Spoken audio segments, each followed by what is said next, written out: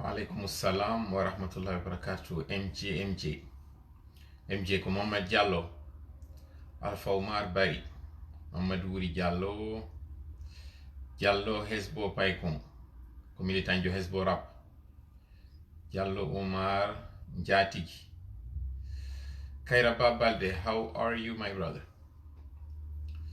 Welcome aboard. Hajja Kajjatu Diallo ɓeɗo kadi ko ɓe très fidèle anda ko sengo wonto ɓe wontiri. Hajja Khadija Gaya Balde Bole, Binta Bari, Alpha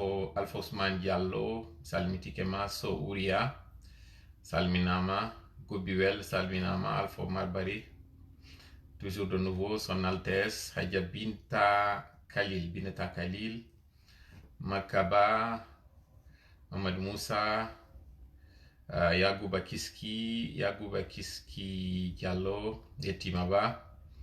Madame Kajatouba Dongol Touma, mi salmitike on. Elage Diallo, long life à vous, Monsieur Tola, long life à vous aussi. Ndaru Fama, mi wolu inde den kaysi mi wolade nde mi accutunga Ndaru Fama ɗon. Ke haray ɗo ko mbo heddiɗo natali taw Ibrahima Diallo, wa aleykum salam wa rahmatullahi wa barakatuh.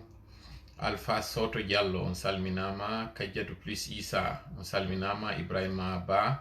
Sengo Suisse, Sengo kan wi Amina itama sarlo mi hewtinama Suisse dandi ɗum ɗo welete moƴƴa. Alimu Ramata a salminama kadi. Ok, ko aden goto woni mi yalɗo taw Madame Ijjatu Bari mi sikki, Moukhtar Ba an o mi yima ɗo e yaltiti, Ismail Sall ko Sadima wiyeteɓe savane ɓen, Hajja Mariama Ba ya e fayɓe o salminama. Si le son est bon, on peut commencer parce qu'on est déjà en retard. On avait dit à 21h30, là il est déjà 33, donc on est déjà en retard. Est-ce que le son est bon? Toubambake Otal Tomoka Djoulirde. Wa alaykoum salam wa rahmatullahi wa barakatuh. Est-ce que le son est bon? Une seule personne pour me dire si le son est bon, et puis là on commence déjà notre direct puisqu'on est déjà en retard. Vous voyez, aujourd'hui on n'a même pas donné de points sur le contenu, on n'a pas donné parce que là c'est du pêle-mêle, même si on a précisément, ok, on dit que le son est bon. Yes, the sound is good. أعوذ بالله السميع العليم من الشيطان الرجيم بسم الله الرحمن الرحيم رب اشرح لي صدري ويسر لي أمري واحلل عقدة من لساني يفقهوا قولي ربنا علمنا ما ينفعنا وانفعنا بما علمتنا وزدنا علما نافعا وجعلنا للمتقين إماما ويكاد الذين كفروا ليزلقونك بأبصارهم لما سمعوا الذكر ويقولون إنه لمجنون وما هو إلا ذكر للعالمين بل نقذف بالحق على الباطل فيدمغه فإذا هو زاهق ولكم الويل مما تصفون اللهم صل وسلم وبارك على نبينا محمد وعلى آله وأصحابه ومن تبعهم بإحسان إلى يوم الدين أما بعد. Très chers abonnés de la page Kakil Famo Pinal en synchronisation avec Koto Limon Katola et toutes les pages sœurs qui partagent notre contenu. Aujourd'hui, nous sommes le jeudi 21 avril 2022. Il est présentement 21h passées de 35 minutes en temps universel, 2 heures de plus du côté de l'Europe, 4 heures de moins du côté des États-Unis, 6 heures de moins du côté des États-Unis toujours, ça dépend du lieu où vous êtes. Vous êtes les bienvenus encore pour cette soirée qui se doit être très courte. Si toutefois vous venez de nous prendre en marche, sachez que vous n'avez rien raté pour le moment. Nous n'avons qu'un seul point aujourd'hui et un divers. Partagez le direct, c'est ce que nous vous rappelons, afin que le contenu de ce direct puisse atteindre le maximum de personnes. Vous excusez que désormais nous avons cette façon de faire, de commencer en langue française afin que ça puisse profiter au maximum de personnes avant de terminer en langue polaire. Ce qui veut dire que notre première partie sera diffusée en langue française pour le bonheur de tous nos compatriotes où qu'ils soient, même si nous savons aussi que ceux qui parlent l'anglais, ceux qui parlent l'espagnol et le portugais, même l'italien, vous êtes nombreux ici à nous suivre un peu partout dans le monde. Nous nous excusons auprès de vous pour ces désagréments, que vous ne puissiez pas aussi être servi comme ça doit être le cas. Car cela nous tient, lorsque ça va être en langue poulard, vous allez être servi, ce qui veut dire que nous comptons sur votre patience, votre tolérance jusqu'à ce qu'on atteigne la partie qui est en poulard. Ça n'empêche que nous allons aussi alterner pour ceux qui viennent de nous prendre en marche. Donc haray ko sari modon ko toli on fo nokku kala ka wondon e sai kala mo wondon e mudum hande do haray ko toɓɓere wotere jogiɗen ɗo nde tawata en adda e nde kayre divers ji ɗin sakkitoro en noon haray pula ɗon ka sengo lannode yewtere meɗen nden iɗen andi no wodi wonɓe darde e ɓe taw woɓɓe hara woɓɓe ko espagnol, woɓɓe ko italien, woɓɓe ko portugais woni e wode, woɓɓe kadi ko anglais, woɓɓe kadi ko arabe. ɓen ɗon fof no wodi nder ɗo kono haray en netanto ɗo anditen haray ko wonde wadde français on ko fiyo taw kadi haray ko wonde yewde kon woɓɓe go kadi wawa nantodirde e mum o direct meɗen ɗo juutata si Allah jaɓi ko ɗum waɗi siɗen fuɗɗade yewtere nden torike noon Allah yo hawrindinan e sawaba e koko moni e yewtude ɗo mi fuufa konko ɓuuri e moƴƴude o nanina onon kadi on sawaba ɗon o waɗana en nafa hutoren ɗum ɗon no ɓuuri e moƴƴirde waɗana en nafa aduna e lahara amin ya Allah. Si ɗum ɗon no waɗi hara yettemo kanko Allah siko axe muɗum haray en andu ko seytane woni ko faljinimmi ma ɗum haray wiyen tun neɗɗo on ɓay o timma haray ko ɗum woni ko hewtitilan ɓay noon haray ko en wallidir ka ɗeror ɗo haray on lellita e konko lelli ɗon ɗo hen fuɗɗade kadi ɗo profita ɗo rapidement no wodi yimɓe ɗiɗo toriɓe en ɗo du'a ara noon e maɓɓe ko hajja kadisa gaya tawɓe ɓen haray ko tinniɓe moƴƴa ka ɗerol meɗen ɗo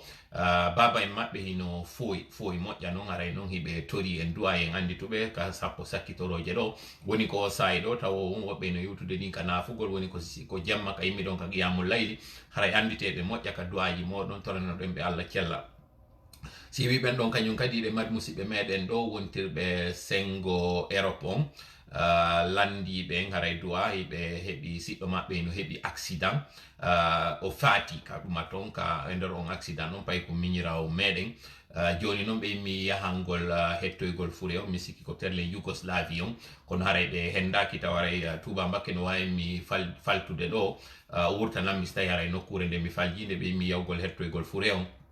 kono ɓe hettali mo taw haray ɓe tori en du'a yo ɓurtu hoyde ɓe hetta fure on. Nde gandi si fureji ɗin hettaki ko ɓuri ko wonde ɓe naɓa e fure on ka tawata koye ɓe sunno e mo ton hara hiɗen gandi noon haray enen en yellotako ɗum ɗon e faltaki sifa ɗum ɗo yo waɗa donc ɓe musidɓe meɗen ɗon haray ɓe tori en yen andituɓe kadi ka du'aji meɗen fi haray hettugol on fure ɗon sakite moƴƴa yewtere nden fuɗɗoɗen nde tawata hande ɗo no wirɗen noon nde juutata. Donc comme nous l'avions voilà ko Croatie en réalité ko Croatie ɗum tigi waɗi hina Yougoslavie ko Croatie modi Amadou ɗo wurtanilan ɗo andinilan ko Croatie donc haray ko ɗum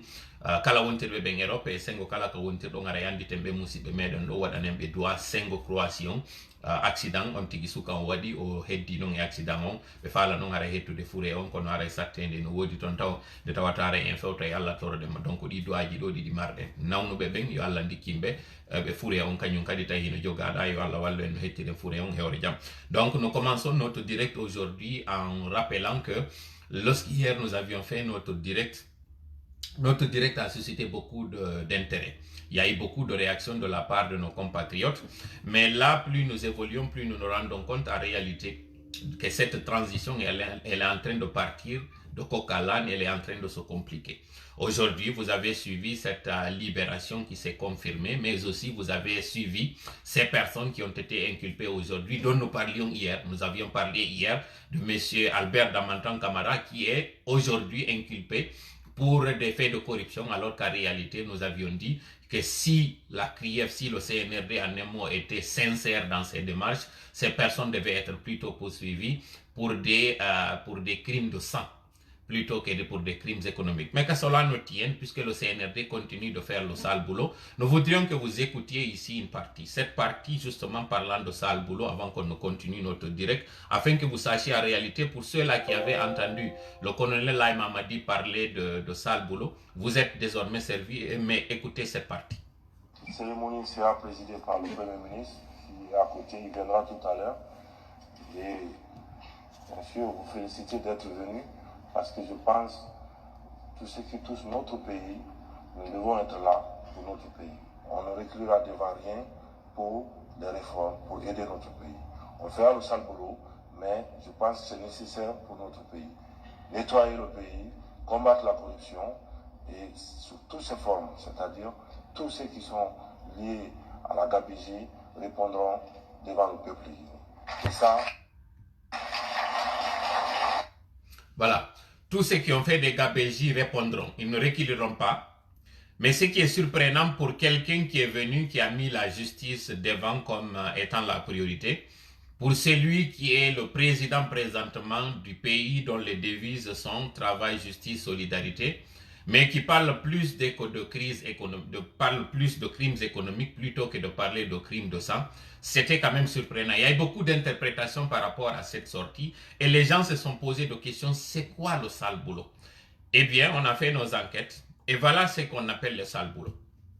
Escortés par les services de sécurité et les cadres de l'habitat, ont entamé les opérations d'identification et de recensement des patrimoines bâtis et non bâtis de l'État. La première étape a été celle qui longe les chemins de fer. Ici, plusieurs habitations ont été mises en croix et d'autres sont dans l'impasse. Mon mari est à la retraite. On n'a même pas quoi manger. Qu'il ait pitié de nous. On n'a pas le choix.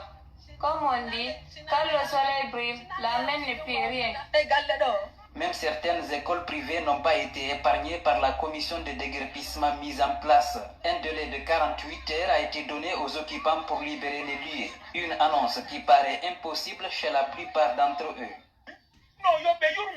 Il faut qu'ils aient pitié de nous parce qu'on n'a pas où aller. Il faut avoir pitié de nous à cause du prophète. S'ils ont dit de quitter, on va quitter. Mais qu'on nous donne un délai raisonnable au moins. Après le déclenchement des premières opérations de déguerpissement, les femmes de Mamoun, dont la plupart sont des commerçantes détaillantes et étalagistes, se sont rendues en grand nombre à la préfecture. Objectif, solliciter auprès des autorités un moratoire de 2 semaines pour écouler leurs marchandises en cette période du mois de Ramadan. Nous demandons aux autorités de nous laisser sur place jusqu'à la fin du mois de Ramadan. C'est pourquoi nous sommes là. En réponse, le préfet de Mamoun a exhorté les femmes à prendre patience et se rassurer que ces opérations ne sont pas dirigées contre elles, mais plutôt contre ceux qui occupent illégalement les domaines de l'État. Si nous laissons aujourd'hui pour dire que nous allons attendre après la fête, alors que CNRD a donné l'ordre de commencer la récupération des biens maintenant, on aurait failli à notre mission. Voilà. Vous avez entendu, s'ils attendent la fin du mois de Ramadan pour la récupération des biens, ils auraient failli à leur mission. Vous avez entendu ces larmes de femmes. Pour une question de bon sens, pour ne pas heurter la sensibilité de ceux-là qui ont le cœur très fragile, nous nous sommes abstenus de mettre cette dame qui pleure et qui implore avec à chaudes larmes le moratoire afin qu'on puisse les permettre au moins de faire sortir leurs affaires. Et souvenez-vous, nous sommes au mois d'avril, donc un mois répété très chaud. Deuxièmement, nous sommes au mois de Ramadan et les 2 derniers jours du mois de Ramadan où les gens ont épuisé tout ce qu'ils ont comme stock, même ceux qui sont riches aujourd'hui, se posent des questions. Comment arrondir la fin du mois et aller jusqu'à la fin de ce mois de Ramadan, trouver les habits pour les enfants, trouver la nourriture pour le jour de la fête, faire ce qu'on appelle la zakat. Toutes ces inquiétudes sont dans la tête de ces pauvres dames et le CNRD n'a pas trouvé meilleur moment que cet instant-ci pour venir faire le sale boulot. En réalité, c'est ça le sale boulot. En réalité, pour ceux qui se posaient des questions, c'est quoi un sale boulot? C'est celui-là. Lorsque vous venez, vous vous attaquez à ces femmes, ces pauvres femmes, vous ne leur donnez même pas de préavis suffisant. Et le monsieur qui est supposé protéger le territoire et ceux qui sont dans le territoire, c'est-à-dire les personnes et leurs biens, privilégie l'ordre donné par le CNRD que de regarder la réalité en face, cette difficulté de ces pauvres dames qui n'ont nulle part à aller. Et elles ne sont pas les seuls. Vous avez écouté aussi ces messieurs au niveau de Imbaya Bougie, dont la gare routière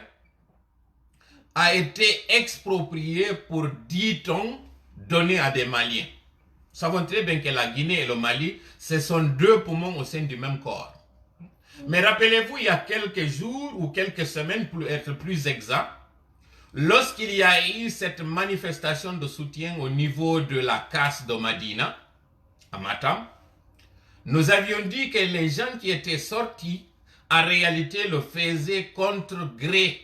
contre vents et marées, parce qu'on leur a dit que si vous ne sortez pas pour applaudir au colonel Laye Mamadi, lorsqu'il était en quête de popularité et de bain de foule, nous avions dit qu'en réalité, ces personnes, on leur a intimé de sortir, accueillir le colonel Laye Mamadi pour essuyer ses larmes lorsque, au niveau de Bambetou, il n'avait plus la même popularité. Et si vous vous rappelez, nous vous avions dit que ceux-là, on leur avait dit que s'ils ne manifestaient pas leur soutien au colonel, ils allaient être déguerpis parce que les magasins de Mali allaient être de nouveau mis en exploitation. Lorsque nous avions dit cela, les gens ont pensé que c'était de la spéculation. Il y en a qui avaient pensé que c'était du mensonge que nous étions en train de dire. Eh bien, cette manifestation de soutien a porté ses fruits. C'est-à-dire que plutôt qu'on les déguerpisse au niveau de ce magasin-là, ces gros magasins entre Kenyans et Boussra, on leur a donné un moratoire. Mais puisqu'il y a cette entente, ce contrat entre la junte au Mali et la junte en Guinée, qui a demandé à avoir des espaces parce que désormais c'est par Conakry qu'ils feront rentrer exclusivement leurs produits. Et c'est ce que vise le CNRD dans cette alliance. Là, ce sont les produits, ce sont les marchandises, mais bientôt ça va être la livraison d'armes qui va passer par la Guinée, où ils vont partager justement cette livraison qui viendra de l'Europe de l'Est pour atterrir en Guinée. Là, ils se sont dirigés vers Imbaya Bougie, là où ils vont faire déguerpir des personnes au détriment du citoyen guinéen et au profit du Malien. Vous voyez donc que le CNRD n'a pas de préoccupation de la population guinéenne. Le bien-être du Guinéen, sa priorité, son salut, ce qui peut l'arranger n'est pas la préoccupation du CNRD. Ce qui préoccupe le CNRD, c'est de dérouler son agenda, d'obtenir son objectif, mais la souffrance du Guinéen, ce n'est pas du tout la priorité du CNRD. Pas du tout. Là, on fait le moratoire au niveau de la casse parce que c'est une entente que s'ils sortent pour manifester, et à chaque fois que le besoin se fera sentir, on ne les fera pas quitter au niveau de Matam, mais on fait pleurer ceux qui sont à Imbaya Bougie, dont l'octroi de cette parcelle a été fait par arrêté ministériel. Je ne sais pas si vous comprenez réellement de quoi il s'agit en ce moment en Guinée. C'est-à-dire que le Guinéen est exproprié de sa maison sans respect de la procédure, sans traitement humain, en violation de toutes les règles et procédures, pour, nous dit-on, de l'utilité publique. Ça, c'est un. Et si ça ne tenait qu'à ça, c'est bon, parce que ça fera partie justement de ces nettoyages dont il s'agit. Mais lorsqu'il s'agit de faire déguerpir le Guinéen au profit du Malien, posez-vous la question, est-ce que le Guinéen a le même traitement au Mali? Est-ce qu'on fera aujourd'hui déguerpir des Maliens, des Sénégalais, des Léonais, des Ivoiriens, des Gambiens pour installer des Guinéens? C'est une question que nous vous posons. Quelle est l'utilité aujourd'hui, en plein mois de Ramadan, de faire sortir ces dames avec un délai de 48 heures? Le CNRD, vous vous rendez compte, plus on évolue, plus on se rend compte que ces gens-là n'ont aucune pitié pour qui que ce soit. Ils ne pensent qu'à eux-mêmes. Peuple de Guinée, réveillez-vous. Si vous ne vous réveillez pas, vous allez vous mordre les doigts au moment où ça sera trop tard. Heureusement qu'il y en a qui se réveillent. Heureusement que la population se rend compte que les dénonciations que nous sommes en train de faire nous ne les faisons pas contre le colonel Laye Mamadi en tant que tel. Nous ne les faisons pas contre une ethnie. Parce qu'aujourd'hui, ces personnes qui pleurent n'ont pas d'ethnie. Ces personnes qui pleurent n'ont pas de couleur politique. Ces personnes qui pleurent sont des Guinéens tout court. Ce sont des êtres humains qui ont une famille à nourrir, qui ont des préoccupations, et cette préoccupation, la priorité, la mission principale régalienne de ces forces de défense et de sécurité, comme leur nom indique, c'est de défendre les citoyens et leurs biens dans leur territoire, pas au-delà. Et lorsque justement ces forces de l'ordre faillissent, il nous revient à nous, populations, de prendre nos responsabilités. Donc encore une fois, vous voyez la nécessité de cette date du 5 mai qui profile à l'horizon. Mais avant cette date, vous avez vu justement cette menace de grève, ce préavis qui arrive maintenant à expiration. Les enseignants, et nous vous avions expliqué que si nous continuons à ce rythme, la Guinée ne pourra pas payer ses fonctionnaires, y compris les enseignants. Et qui parle d'enseignants,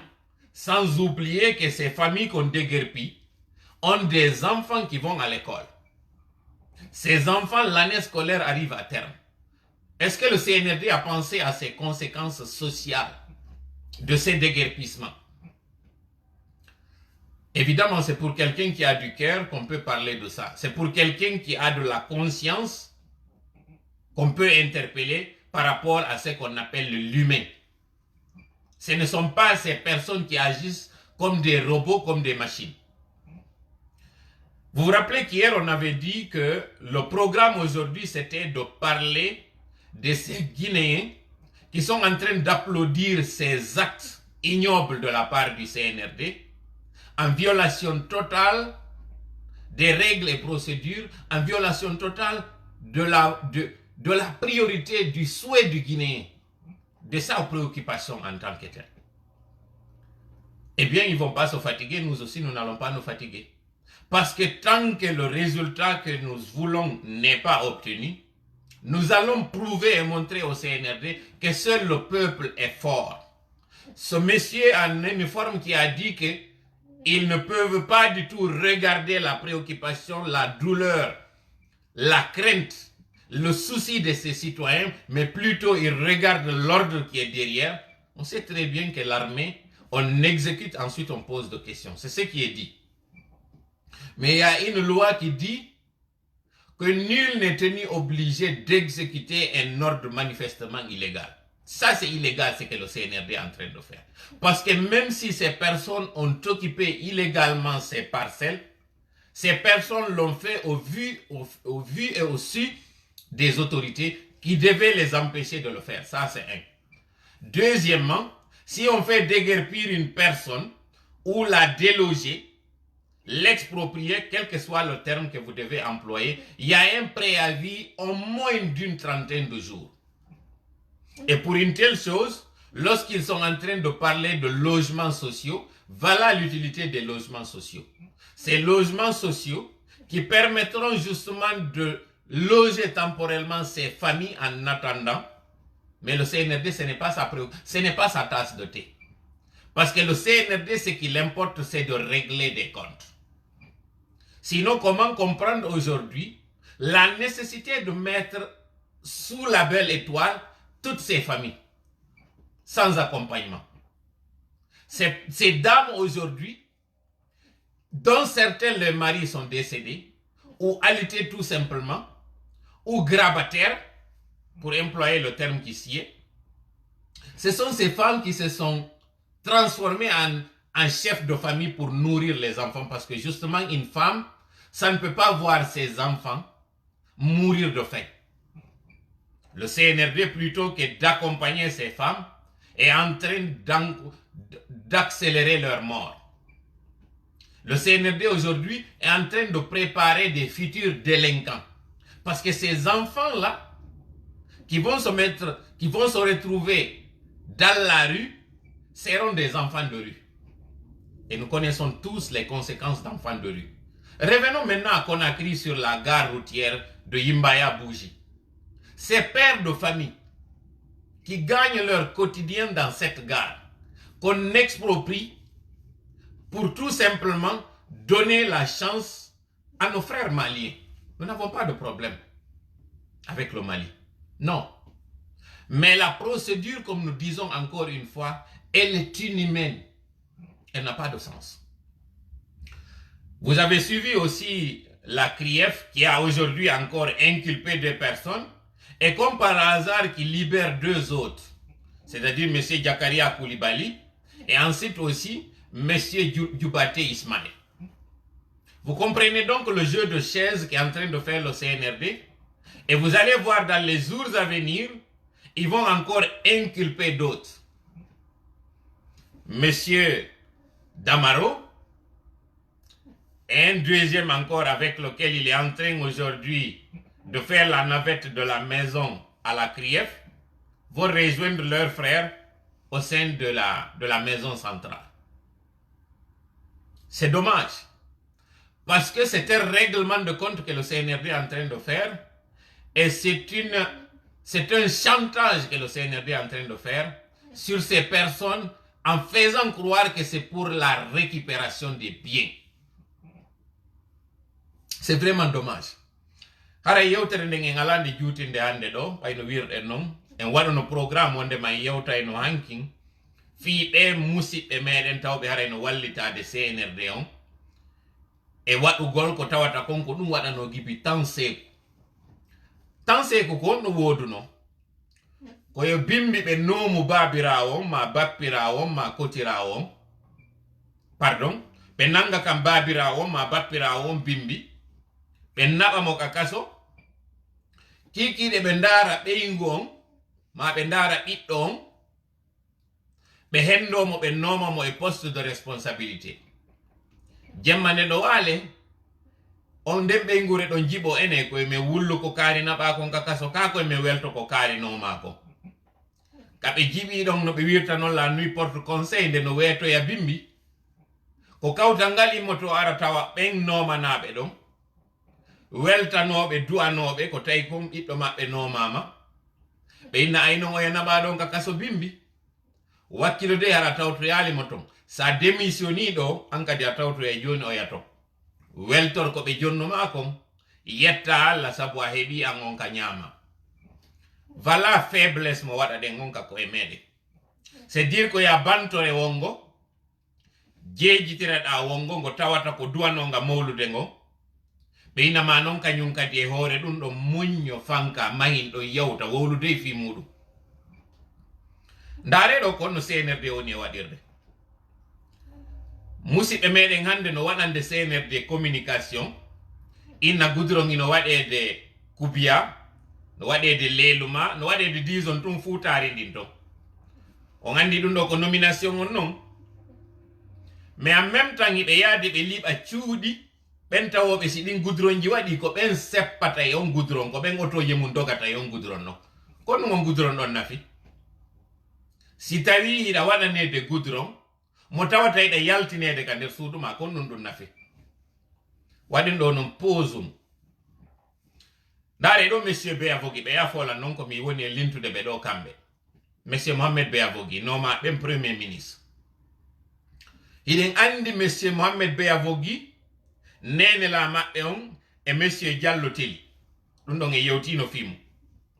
ɓe hendi ɓe noomi ɓeɗo e poste de responsabilité premier ministre hayɓe consultaniɓe ɓe hendo aéroport on ɓe innitira mo Sékou Touré warnoɗo kawu maɓɓe o koye ɓe wullu ka koye ɓe welto koye ɓe agisu ka koye ɓe fanku on fof on nani ka presque kañum monsieur Mohamed Beyavogi wiwno ko hayɓe consulta ka premier ministre non d'un gouvernement première personnalité après président o en termes de hiérarchie gouvernementale ɗum ɗo waɗi hay o consultaka donc on faami même pratique woduno ɗon gibi tan Sékou ko han joni continue ɗo mais ko enen no woni e permettude kaka ko emen wona ɗen e waɗirede par ce que ko ya jonnire ɗo bomborre ka jungo fi hettugol biye mbuuɗi kakol mbuuɗi jogiɗangol tawgol ngol ɗo ngol sodante nun hari bombonje 10 ko bobo tun wawete waɗede ɗum ko bobo yiyata no jogii biyewol 10 000 ma 20 000 o seekaygol joni ƴetta bomborre jonnamo o jaɓa nden bombore ɗon o hoytina kakol muɗi ngol ƴettangol ko hakkilan waɗuɗa kanko kadi na angal hakkile o waɗiri o anda ko jogi gon o anda valeur muɗum so janɗo yaha o heɓoyi duuɓi go non seulement ɗi mbuuɗi o sekataɗi mais sa ƴettiɗi nden bombore ɗon a wiɗa jonnudemo oynete ya accu ɗon o yahay kanko tigi o soodoya bombonje go yamaru bombore maɗa nde hande ɗo guinéen on ko ɗon fewndi ɗen particulièrement non enen Fuuta ɗo c'est à dire iɗen hollede ko tawata ko enen jeeyi par ce que si gouvernement waɗani leydi muɗum goudron ma l'école ma laptane na giggol o holli c'est dire na grâce ɗum no waywa si a ari ƴantugol goɗɗo ñamande o yoɓitima nde a du'antako mo par ce que koko jeyiɗa hettuɗa mais CNRD on ko ɗum woni en e waɗude no waywa goɗɗo hara ñamande muɗum ino nattede fiyo hettude jonnaɗo ñamande nden ara cawat ñawlaɗo on innamo awa mi ari ɗo hiwragol on no himiɗo arsika ɗo ko barki ɗiyo mi jonno on ɗo fiyon waɗanan du'a o ƴetta konko tawno on ko jeyiɗo ɗum o jonnamo inna on yo du'a non on du'o Allah goy kanko ɓayo fana uno ɗo faya un ɗo cobbal du'a on jabotako kono on kañum arnoɗo landi du'a on kanko heeɓi ko faala kon ko oya jeyno o jonnitimo kono o profiti on du'anike mo ɓe wonɓe takko ɗon fof yii inna e mbawo ko moƴƴiro ndaari o ino neldi ɓe mbuuɗi e ko ni Allah yirete ko ɗum CNRD woni en e waɗude mais na ɓen ɗon fela na ɓe wonɓe wadde ɗum par ce que ɓen non ko geɓe mum woni e ƴettude no ɗo goɗɗo mo mi wolata inde muɗum par ce que ara mi jonnimo valeur mo tawata ɓe addani men ɗo capture d'écran ji makko moƴƴano mo tawata hari ko militant jo UFDG ɓayo iwi UFDG sabu ko tawi kon o heɓali poste mo falano e mairie o démissioni par ce que ko hoore makko o wonno cippirande na conviction politique o wonno ko ɓeɗo fof wonno ka parti UFDG tawɓe ko geɓe ɓe wonanno ton ɓayo iwi ɗon ko honto immi o yehi o ndaari parti mo tanƴini ko gaño UFDG ko kanko ko tanƴini kon nami wi parti on ko UPR ka Alaji Ba Ousmane o yehi o militi nder ɗon o tawi ɗon kadi geɓal ngal o falano ngal o heɓali ngal o yalti e on parti ɗon kadi o yahi kadi ka parti kañum Moukhtar Diallo NFD hewtugol makko nder ɗon on parti ɗon ministre muɗum on yaltina o immi o jaaɓi ɗon kadi o yehi o naato RPG o inni ɗo non joni o hewti ɓay o ari ka daƴƴere anani ɓenne ƴooga ɗo ƴoogaɗa ƴoogali kadi fotti ɗon o inni non joni o ari kadi fotti ɗon yo ƴoogu ɗon hewtugol makko joƴƴina si o wawi ƴoogugol ngal kudeta on waɗi ari fitti kañum kadi RPG e nder duuɓi ɗiɗi o waɗi parti ji 4 neɗɗo goto récemment o neeɓi o wakkilike ha o perdi ko yaltanno kon fof leyɗe porte o sacrifie ko ɗumanni fof goɗɗo yurmamo nder ton annimo inimo joni ɓay ko wawɗa ko yewtugol ngol a ala fus ko hersanta a ala fus konɗa cippirande accu men waɗama joni ka wowloɓe ɓen o jonna poste yewtugol ɗen penale ɗe tawata ko ɓen ɗo wowɓe non tun kadi jonnete ɗen ɗo yo yotti oɗon on ka makko on goy haɗi mi wowla inde makko go mi yetiki on ko wata mi jonnumo valeur par ce que o mérita mais ko fiyen andu sifa ɓeɗo yiɗen mari ɓe buy juuɗe meɗen yiɗen mari sifa ɓe buy hakkundeji meɗen mi wowlanayi on mi fillito CNRD dorna régime ji ɗi piruɗen ɗin fof ɗi dolna ko woni ko foofere wonɗen e hollude e nder cippiro meɗen ngon enen kadi noon en foofa ko piiji ɗiɗi woni en e heɓude en foofinte woni ka ko'e hiɗen cippirirude kadi e yimɓe tawɓe ko foofuɓe tawɓe ko geɓoyɓe jokki na ɓernde laaɓunde ɓe woni e cippirirde tanke noon iɗen mari sifa ɓe en hendotako ko faala ɗen kon par ce que nde ɗen towna kamɓe ɓe ñoƴƴude ƴawata nde ɗen doga kamɓe nde ɗen lumbina kamɓe yiɓe ɗowtude tefoɓe ɓen ɓeyna ko ɗo e ɗo ɓe rewi koyne noon e maɓɓe lumbidi honto tañƴini ɗon e yaaye ɗum ɗo awa sakkitore yewtere nden ɗo fewtugol kadi mawɓe ɓen iɗen andi alhamdulillah rabbil alamin ka feƴƴi en yewtino mawɓe meɗen ɓe wiwɗen si ɓe ari ɗaɓɓirgol en duwaji wonta en waɗanɓe ɗeydin duwaji par ce que en torantoɓe woni Allah yoɓe yiltito e ɓiɓɓe meɗen ɓen enen yonko yoɓe yiltito e meɗen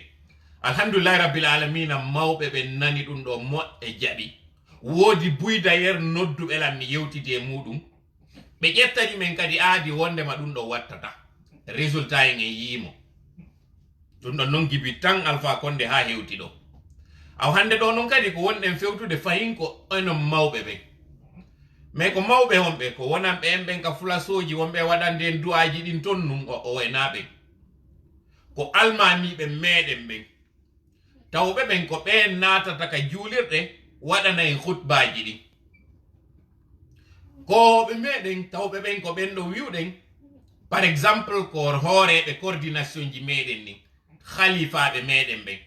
tawɓe ɓen ka sengo dina na dey ka dawla sengo ka dina ko kamɓe iwtirte ɓawo mo yetoɗen ɓe piiji tati toroɗen ɓe ɗi ka rewi Allah jokki en ɗam ara noon e majji en weltanike ɓe ɓayhino tawa e maɓɓe ɓen tawɓe ko ɓen wowlunoɗen fimu wiwɗen ɓe yoɓe accu waɗangol laamu ngun du'a ɗum ɗon ɓe acci kono no heddi ɓen tawɓe kadi ala yetade laamu ngun gonga on gonga ko on ɗum hino inna wondema si feƴƴi kañum annabaɓe ɓen ko ulul amri e meɗen ko ɗum woni fewjoɓe ɓen hino inna ɗon ka dina wondema ɓen fewjoɓe ɗon koyen ɗoftoɓe ko ɓe maaki kon iwtire mbawo mo ɓen ɗon noon kadi ɓe inni e wondema lanɗo koyo teddine na yo yenne na yo jasine na yo hoyne ɓe jaɓani ɓe kono ko falɗen ɓe yewtude wondema takko ka men ɗon ka kawtal Sénégal ɓeɓe ɓe wiyata sérigne ɓen tawɓe ɓen ko hooreɓe kañum kadi ka diina lamɓe ɓen kaka maɓɓe arata diiso landoɓe fewjino e maɓɓe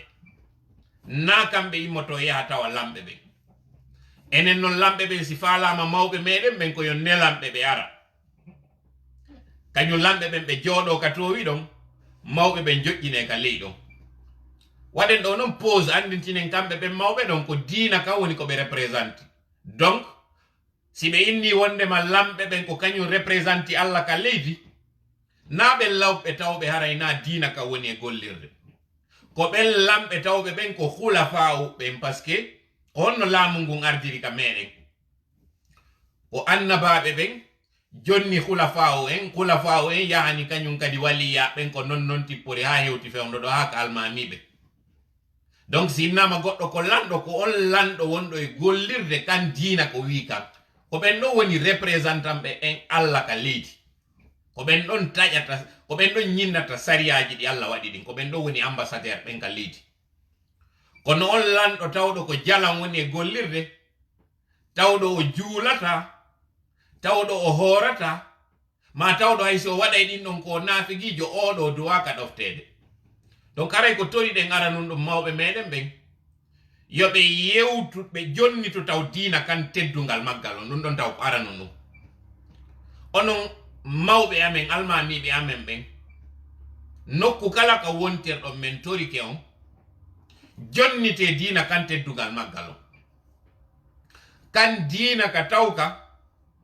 ko kan ɗon woni hoore piiji ɗin fof jonnite ka teddungal maggal on kon ɗum woni jonnitogol nga teddungal maggal on acce ñamugol geenaari sabu so ñaami geenaari duwaji moɗon ɗi jaabotako si duwaji moɗon ɗi jaabotako minen haara haajuji amen boni ɗum ko go'o ɗimmel mum toujours ka poɓɓere aranere nde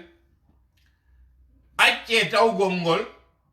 hiɗon fanka nde ɓe hiɗo reeni bonnere nde ɓe woni e wadde nden kon ɗum woni nden bonnere nde ɓe woni e waɗude yimɓe hino wara ɓe tawata hiɗon andi onon tigi ka deftere Allah won daali kala on ittuɗo wonki no waywa so yonki gooti no waywa so itti wonkiji ɗin aduna on fof kala on danduɗo kadi wonki woti wayi wasi o dandi kadi wonkiji ɗin aduna on fof on Allah daaloɗon ka nder deftere makko wondema wonki kin ko yokki hiwe ko honno no ngono wawi ton tinude goddo ino itti wonkiji no ittude kadi wonkiji go ronko yetagol mo sifa ko imam diko wiuno ko Mali ma imam ben sengo Senegal wonde mata memu ki wonkido hatta wadon dum ko dun dina kam yamiriyo ilen andi no wi'a qulil haqqa walau kana murran wowlu gonga on hay si tawi haada on non ko wonnum hay si a ƴettete naadoyɗa ka kaso sabu gonga mo wolɗa ko amɓe wawata naadude ka kaso kono ɓe wawata naadude dina kanka kaso donc acce jaɓugol koye geɓoy fankon e hoore gonga o ɗimmel muɗum kadi ko honɗum men toyi on wata on jaɓuyo tawara ko secrétariat des affaires religieuses on diktanta on khutbaji waɗeteɗi ɗin ka nder juulirde khutbaji tawɗi goɗɗi ɗin ko ɗanninirɗi gonga on ko ɗanninirji hakkille jama on ɓurta ɓe woɗɗinde e ko tawata ko ngino hawride e sawaba naɓe ɗo forcément wona e yewtede kono andite Jamal Bangoura tawno ɗon wi yo fanga damma waɗe fanga damma ko honto ɗum tippi koye deftere on de on sadaka fanga damma koye deftere on bo tippi onon tawɓe ɓen kon hooreɓe amen ka diina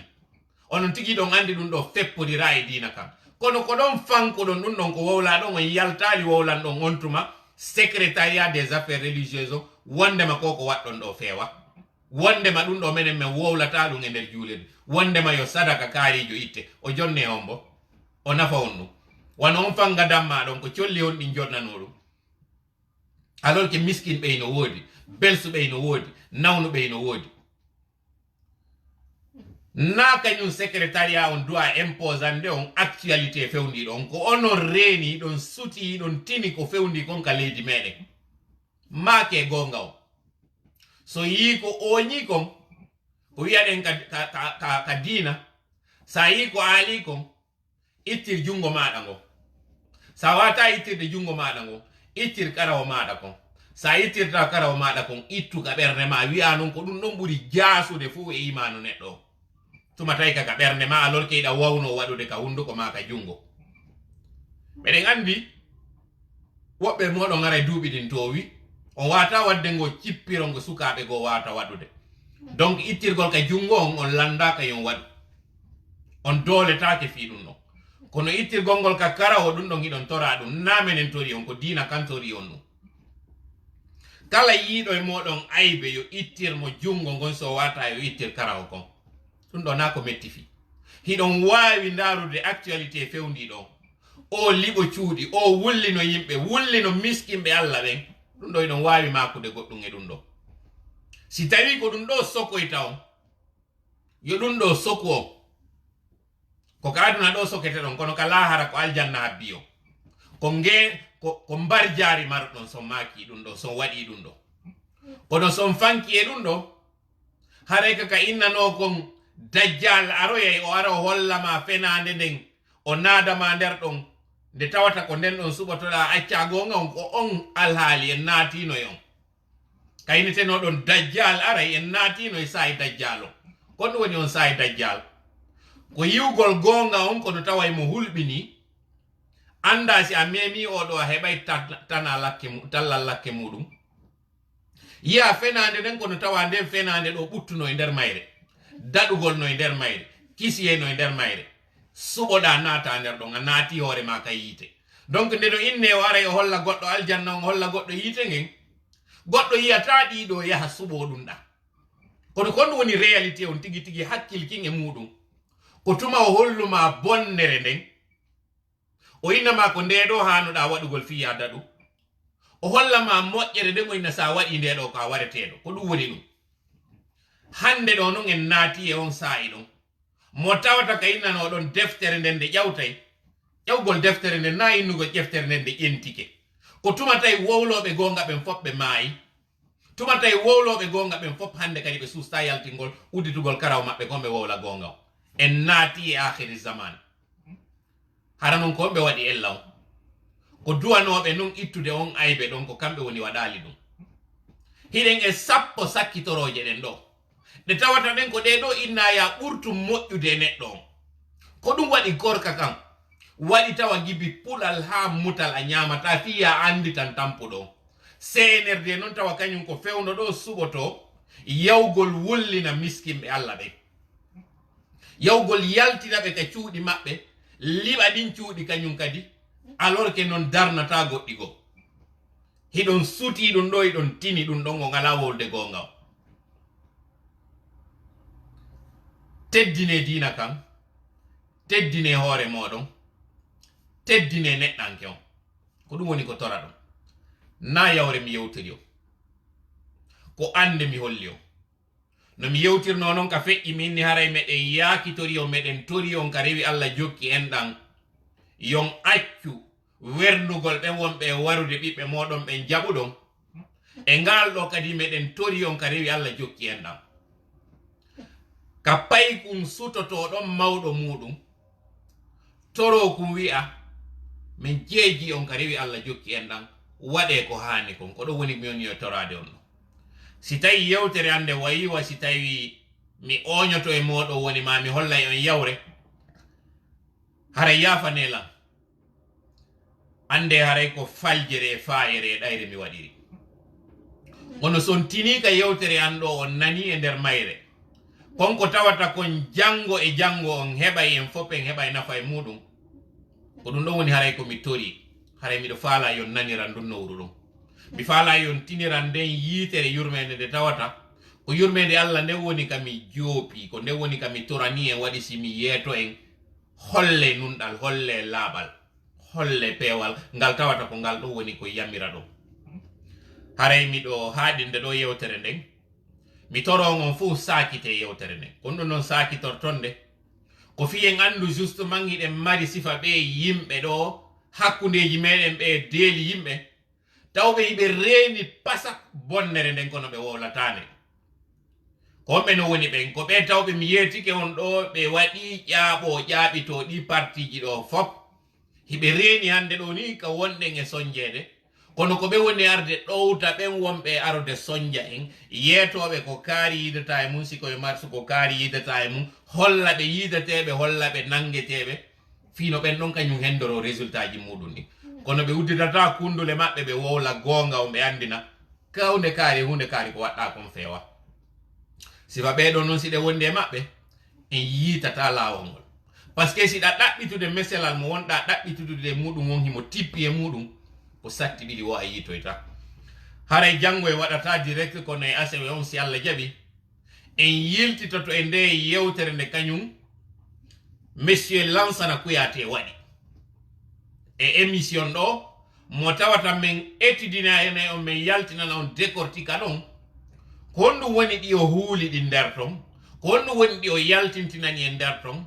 e ko honɗum hanuɗen faamugol hande ɗo rôle mo kañum Monsieur Lansana Kouyaté woni e joude o transition ɗo. Haren toriki Allah yo newnan en ɗum ɗo laato e hoore jam, en yewtata fi aliya on. Malheureusement kañum kadi ɗo en yii kañum colonel Mamadou Alpha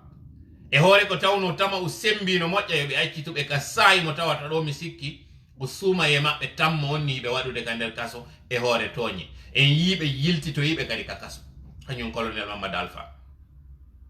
En andi tigi tigi on sariya on ko sariya sengo wona waɗede ka leydi, taw en yeggi to date de 5 on himo arde. Andi ton non koko mi wiɗo fi manifestation na axe on mi wowlanino on kan haala retene ka moƴƴa, na axe on tun e ngal waɗata manifestation, e ngal na Conakry tun na Ratoma tun waɗata manifestation, e ngal manifestation on déjà ko honto iwrirta ko ka Laye Mamadi andirta ka o sikkirta ko ɗon iwrirta, wo hendu wirtoru gerto ɗum ko leydu iwrirta. Jentite moƴƴa nde yewtere am haram tori kala yewnu ballo meɗen hawrindi en sawabu allahumma amin allahumma salli ala sayyidina Muhammad wa sallim. Wassalamu aleykum wa rahmatullahi wa barakatuh.